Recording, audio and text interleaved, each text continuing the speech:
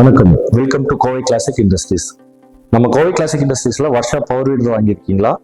வாங்க, இப்போ அந்த பவர் வீடருக்கு எப்படி நம்ம சர்வீஸ் பண்ணலாம், எப்படி மெயின்டெனன்ஸ் பண்ணலாம், எப்பப்போ ஆயில் சேஞ்ச் பண்ணலான்ற டீட்டெயில்ஸை இந்த வீடியோவில் பார்த்து நம்ம தெரிஞ்சுக்கலாம். நம்ம இப்போ வருஷா பெட்ரோல் இன்ஜின்ல எப்படி நம்ம ஃபர்ஸ்ட் ஆயில் சேஞ்ச் பண்ணணும், எப்படி ஆயில் ஃபில் பண்ணணுன்றதை பார்த்துடலாங்க. இது இன்ஜின் ஆயில நம்ம இங்கே சேஞ்ச் பண்ணலாம். இதுதான் இன்ஜின் ஆயில் நாபு. இந்த நாப்ல நம்ம ஆயில் ஃபில் பண்ற ஒர்க்கு பார்த்துக்கலாம். இதுலயே நம்ம எவ்வளோ ஆயில் இருக்குன்ற லெவலையும் பார்த்துக்கலாம். ஸோ ஆயில் இதுக்கு 20W40 engine oil 650 700 ml oil ஊற்றிக்கலாங்க.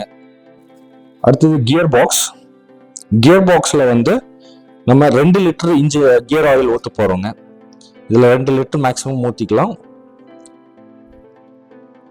இதுதான் கியர் ஆயிலுக்கான நாபு. இந்த நாபை ஓப்பன் பண்ணி நம்ம இங்கே கியர் ஆயில் ஊற்றிக்கலாம். இதுல ஆயில் எக்ஸ்ட்ரா போச்சுனாலும் இந்த இடத்துல நம்மளுக்கு பிரீதர் போல்ட் கொடுத்துருக்குறோம். இந்த பிரீதர் போல்ட் வழியா நம்மளுக்கு ஆயில் கொஞ்சம் எக்ஸசிவ் ஆயில் எக்ஸ்ட்ரா இருக்கிற ஆயில் எல்லாமே இந்த பிரீதர் போல்ட் வழியா நம்மளுக்கு வெளியே வந்துருங்க. ஸோ அதனால நம்மளுக்கு பிரச்சனை இல்லை. அடுத்து நம்ம இன்ஜின் ஆயிலை எப்படி ட்ரெயின் பண்றதுன்னு பார்க்கலாம் வாங்க.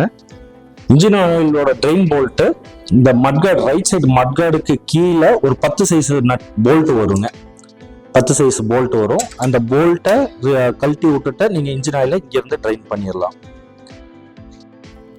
அடுத்து கியர் பாக்ஸ் ஆயிலும் அதே மாதிரி இங்க கீழே போல்ட் இருக்குங்க. கியர் பாக்ஸோட ட்ரெயின் போல்ட்.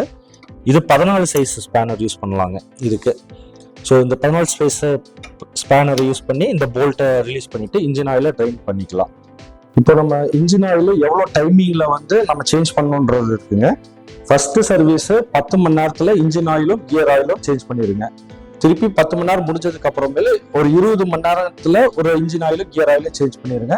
அதுக்கப்புறமேல ரெகுலரா ஒரு 30 மணி நேரத்துக்கு ஒரு டைம் இன்ஜின் ஆயில சேஞ்ச் பண்ணிக்கோங்க, கியர் ஆயிலும் சேஞ்ச் பண்ணிக்கோங்க. ஸோ இதெல்லாம் சேஞ்ச் பண்ணும்போது டெய்லி நம்ம மெயின்டைன் பண்ண வேண்டியது இந்த ஏர் ஃபில்டருங்க. இந்த ஏர்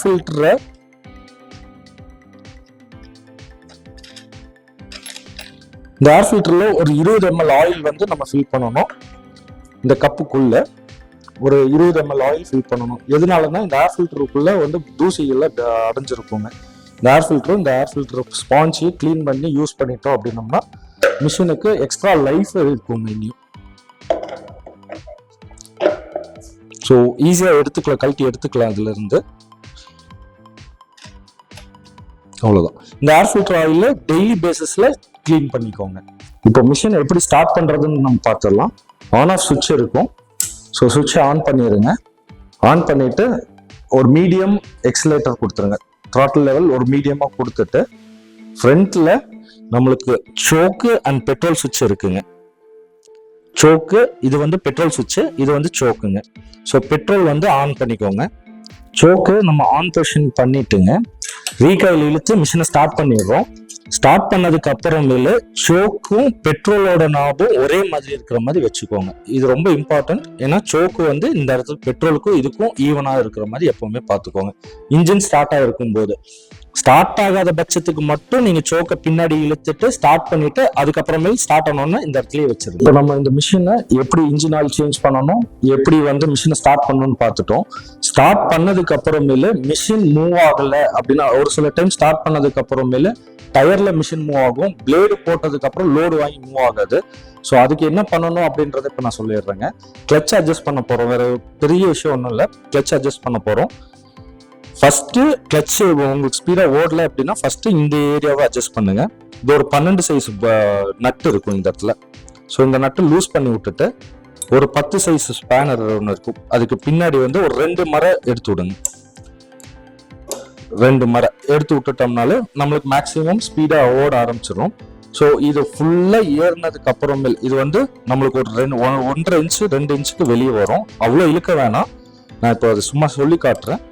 நீங்க இது ஓரளவுக்கு இழுத்துட்டு இது ஃபுல்லா வெளியே வந்துருச்சு அப்படின்னா இங்கே அட்ஜஸ்ட் பண்றதுக்கு இடம் இல்லாத பட்சத்துக்கு நீங்க இங்க கீழே வந்தீங்கன்னா இங்கே அதே மாதிரி ஒரு 12 சைஸ் ஸ்பேனர் நட்டு இருக்கும். அந்த நட்டை லூஸ் பண்ணி விட்டுட்டு இங்கே ஒரு 2 த்ரெட் மேலே எடுத்து விட்டுட்டீங்க அப்படின்னா இந்த கிளச்சு பிளே இருக்காது, நல்லா டைட்டா இருக்குங்க. ஸோ அப்போ உங்களுக்கு ஸ்பீடா சுத்த ஆரம்பிச்சிடும் ஃபீல்டில். இப்போ நம்ம அடுத்து என்ன பார்க்க போறோம் அப்படின்னா, இந்த மிஷினை எப்படி ஸ்டார்ட் பண்ணி ஓட்ட போறோம். நம்ம ஸ்டார்ட் பண்ணியாச்சு, கிளட்ச் அட்ஜஸ்ட் பண்ணியாச்சு. இதை எப்படி ஓட்டணும் அப்படின்றத நம்ம சொல்லிடலாம். இதுல வந்து 2 கியர் இருக்குங்க. அதாவது ஃபர்ஸ்ட் கியர், செகண்ட் கியர். ஃபார்வர்ட்ல வந்து 2 கியர் இருக்கு. ரிவர்ஸுக்கு வந்து 1 கியருங்க. ஸோ ஃபர்ஸ்ட் நீங்க ஃபார்வர்ட்ல 1 and 2 ஸ்பீடுக்காக வச்சுக்கலாம். ரிவர்ஸ் வந்து நியூட்ரல்கிட்ட வச்சுக்கிட்டு நீங்க இந்த லீவர் இருக்கு இல்லையா, இதை நல்லா என்க்ளோஸ் பண்ணி பிடிச்சிக்கோங்க. இந்த எட்ஜு வந்து நல்லா முட்டி இருக்கிற மாதிரி பார்த்துக்கோங்க. முட்டிட்டு இங்கே நியூட்ரலில் லிவர் வச்சுட்டு இந்த கிளச்சை அமுத்துனீங்கன்னா ஆட்டோமேட்டிக்காக உங்களுக்கு வந்து மிஷின் ரிவர்ஸில் வரும். கொஞ்சம் எக்ஸ்லேட்டரை ஸ்லோ மட்டும் பண்ணி வச்சுக்கோங்க ரிவர்ஸ் எடுக்கும்போது. நம்ம இப்போ ரிவர்ஸ் கியர் போட்டு ரிவர்ஸ் ஒர்க் ஆகலை அப்படின்ற இடத்துல நம்ம ரிவர்ஸ் கேபிளை ஒரு டைமும் கேபிள் அட்ஜஸ்ட் பண்ணிக்கலாங்க.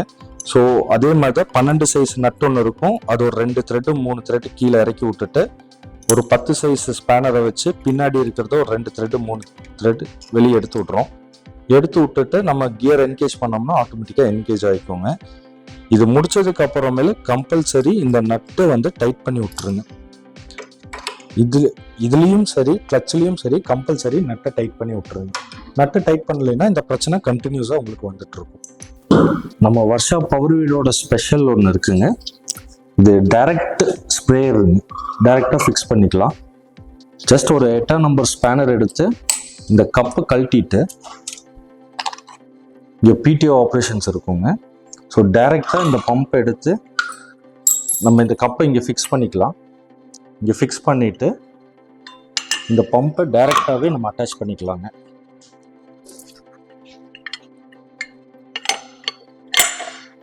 இப்படி டைரெக்டாகவே நம்ம அட்டாச் பண்ணிக்கலாம். மார்க்கெட்டில் புள்ளி டைப்பு ஸ்ப்ரேயர்ஸ் நிறையா வரும். பட் நம்மக்கிட்ட ஸ்பெஷலாக வந்து டைரக்ட் அட்டாச்மெண்ட்டோடு வந்துருக்குங்க. ஸோ ஈஸி டு ஹேண்டிலாக இருக்கும். ஒரு 50 மீட்டர் ஓஸ் இதுக்கு வருங்க. ஒரு 15லேருந்து 20 அடி ஹைட்டு மட்டும் நம்மளுக்கு இதில் ஸ்ப்ரேயிங் லென்த்து வருங்க. அதோட அது நாசலோட லென்த்து வரும். இந்த கன்னும் இருக்குங்க இதுக்காக.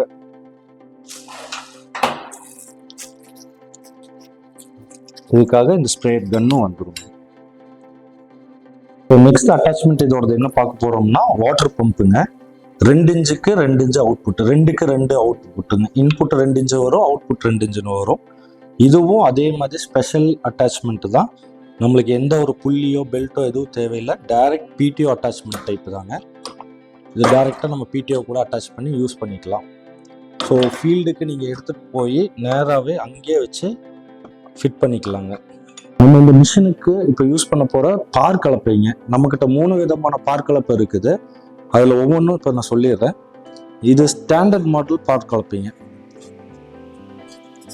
ஒரே சைஸ் தாங்க. ஒரு அடி அப்படியே ஸ்டாண்டர்டாக ஃபிக்ஸ் பண்ணி மாட்டிக்கிற மாதிரி டைரெக்டாக இந்த கலப்பையை கழட்டி நம்ம யூஸ் பண்ணிக்கலாம்.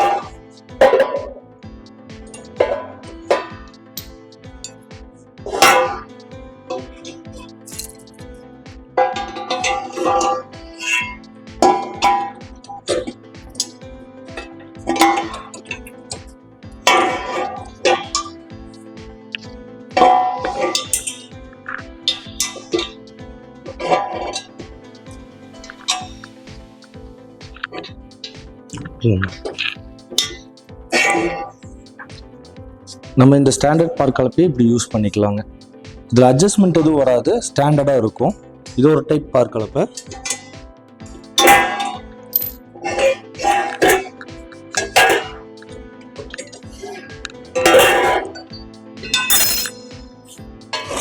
இது அட்ஜஸ்ட்மெண்ட் டைப் பார் கலப்பைங்க.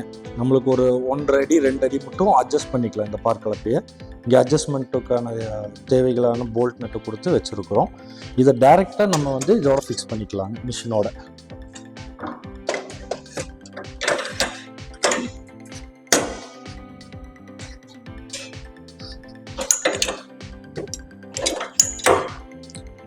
டைரெக்டாக ஃபிக்ஸ் பண்ணி எவ்வளோ தேவையோ பார் நம்மளுக்கு எவ்வளோ பிடிக்கணும்னு இருக்கோ அந்த அளவுக்கு பிடிக்கிற அளவுக்கு இதை நம்ம அட்ஜஸ்ட் பண்ணி மாட்டிக்கலாங்க.